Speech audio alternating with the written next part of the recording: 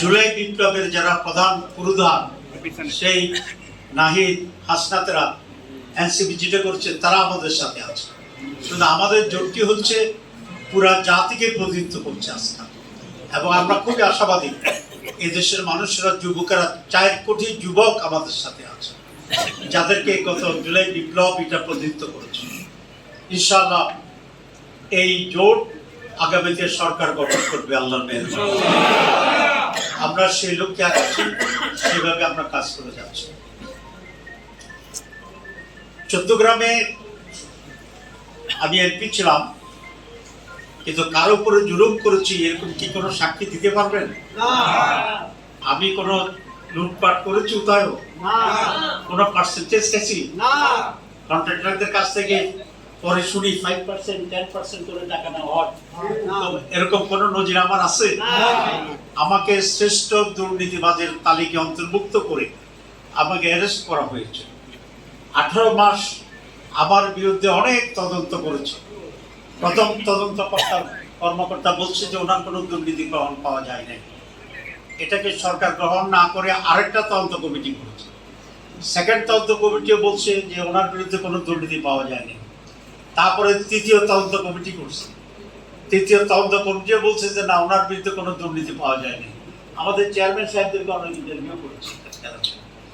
তারপরে তারা বলেছে যে আমার কোনো দুর্নীতি নাই, এবং টেলিভিশনে সেটা ঘোষণা দিয়েছে, এবং বলেছে যে আমাদের তথ্যগত ভুলের কারণেই আমরা ওনাকে অ্যারেস্ট করেছি। এটাকে ইংরেজিতে বলেছিল তারা মিস্টেক অফ ফ্যাক্টস। তো আলহামদুলিল্লাহ আমার দুর্নীতি পাওয়া যায়নি। এই রেকর্ড যখন জেলে আসছে, আমি যখন জেলে ছিলাম, সেখানে মদুদ সাহেব ছিলেন, আমাদের তৎকালীন জামাত মাওলানা মতিউর রহমান নিজামী সাহেব ছিলেন, অনেক সিনিয়র লিডার ছিল।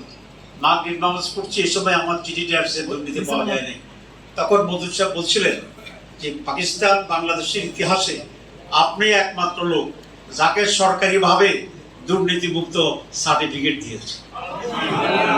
আপনারা কমিটমেন্ট দিয়েছেন যে আপনারা আপনাদের মতো করেই প্রত্যেক জায়গায় কাজ করবেন। চেয়ারম্যান সাহেবেরা সে একই কথাই বলেছেন, যদি আমরা সকলেই কাজ করি তাহলে আমি আশা করি ইনশাআল্লাহ আল্লাহর ইচ্ছায়, আল্লাহর সাহায্যে বিপুল ভোটে সেদিন দাঁড়িপাল্লার বিজয় হবে। আমি কয়েকটি কথা বলতে চাই যে আমি যদি নির্বাচিত হই তাহলে আমাকে শতভাগ সৎ পাবেন, একটা গমের এই অবস্থা আমি ইনশাআল্লাহ করব, ঠিক আছে। 2, আমি সকলের প্রতি ইনসাফ করব। 3, আমি নিজস্ব কোনো জিদের বশীভূত ইয়া কারো উপর কোনো ধরনের প্রতিশোধ নেব না, কারণ এটা প্রমাণিত। আওয়ামী লীগ সময়ে আমাদের উপরে যে অত্যাচার হয়েছে, আপনাদের উপরে হয়েছে, আমাদের মানে আপনাদের উপরে বহু লোককে হত্যা করা হয়েছে। কিন্তু পট পরিবর্তনের পরে আমরা চাইলে অনেক হামলা মামলা আমরা দিতে পারতাম, ঠিক কিনা? আপনারাও দিতে পারতেন, কিন্তু আমি আপনাদেরকে নিরুৎসাহিত করেছি এবং আমরা কোনো হামলা মামলা দিকে যাইনি। কারণ আমি চাই প্রতিহিংসার রাজনীতি বন্ধ হোক। কারণ এখন আওয়ামী লীগ সুযোগ পেয়েছে, তারা অত্যাচার করছে, এখন তা আমার সুযোগ, তা আমি অত্যাচার করলাম, তাহলে এটা থামবে কখন? এটা তার থামতে হবে। এই জন্য আমি সিদ্ধান্ত নিয়েছি আমার সময় থেকে এটা থেমে যাবে ইনশাআল্লাহ। আমরা কোনো আওয়ামী লীগের উপর অন্যায়ভাবে অত্যাচার করবো না। বিএনপি জামাত আমরা একসাথে ছিলাম, সেটা কোনো প্রশ্ন আসলে আমরা একসাথে দিয়েছি। আমি জানি আজকে আপনারা যারা আসছেন সকলেই জামাত ইসলাম করেন না, অর্ধেকও জামাত ইসলাম করেন না। যারা জামাত করেন তার বাইরে বেশি সংখ্যক মানুষ এখানে। আপনারা আসছেন তাহের ভাইকে সমর্থন দেওয়ার জন্য, ঠিক কিনা? ঠিক, এটা আমি জানি। আপনারা যদি সবাই জামাত ইসলাম করতেন তাহলে আমার এখানে মিটিং করার কোনো দরকার ছিল না। আমরা একটা সার্কুলার জারি করে দিতাম যে জামাতের পক্ষ থেকে তাহের ভাইকে ভোট দিতে হবে, আপনারা তো ভোট দিতে বাধ্য হইতেন যদি সব জামাত করতেন। কিন্তু আমি জানি যে আপনারা সকলে জামাত করেন।